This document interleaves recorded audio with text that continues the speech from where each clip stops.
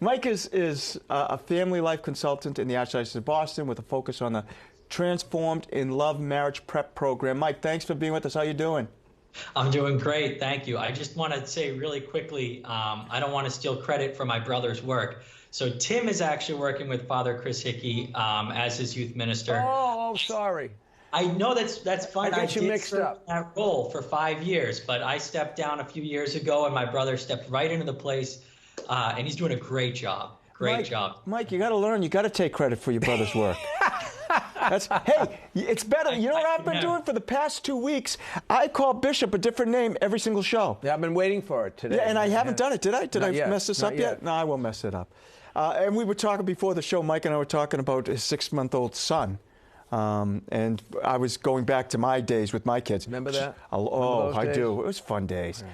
Hey, Mike, you are new to the role of family life consultant. Tell us a bit about what that means. So our primary real emphasis recently has been on just trying to continue our marriage prep program, Transformed in Love. Obviously, with the current pandemic, it's taken a lot of finagling to try and move that online. But in a broader sense, we work with families on all sorts of sacramental prep, and we're beginning to do a lot with baptismal prep as well, just working with families in the Archdiocese of Boston.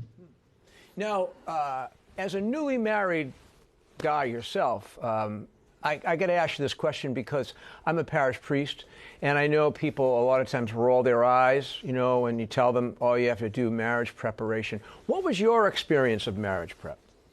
Well, if I'm going to be completely honest with you, my brother-in-law is actually a Franciscan priest down in Providence, Rhode Island, Father Patrick Briscoe, and he performed our wedding. So we actually went down to Providence and we prepared with him. So I didn't go through the Transformed in Love process here in the Archdiocese of Boston, but I've learned a lot working with everyone at the Family Life Office over the last few months.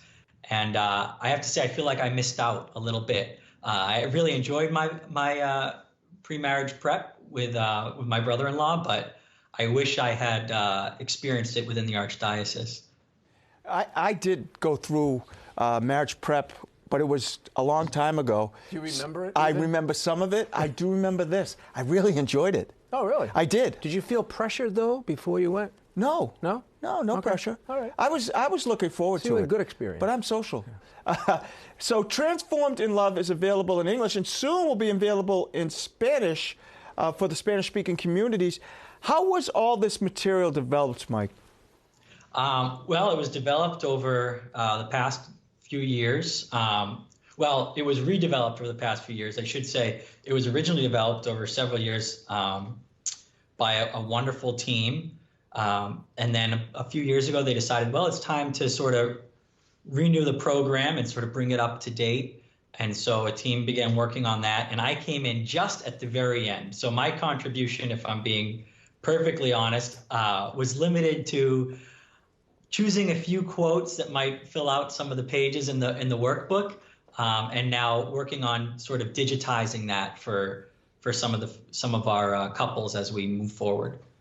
So for a lot of these couples, Mike, in today's world, you might have one person who goes to church every single Sunday, and their spouse might be Catholic, but they're on the fringes. How does marriage prep build their spiritual life as a couple?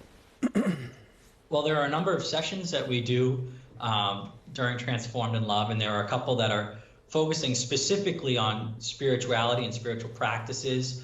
There's a wonderful teaching Mass and a section about the Mass and the Eucharist and the Kerygma and the Good News. And so we really work with these couples to develop them wherever they are. There are some, like you said, there are some who are very developed in their faith and others who are a little more lax. So we really make an effort to make sure that we can bring everybody to a good place of understanding and really emphasize the importance of the Eucharist and the importance of the Mass, because we do believe that if your marriage is rooted in Christ, you will have a happy and successful marriage.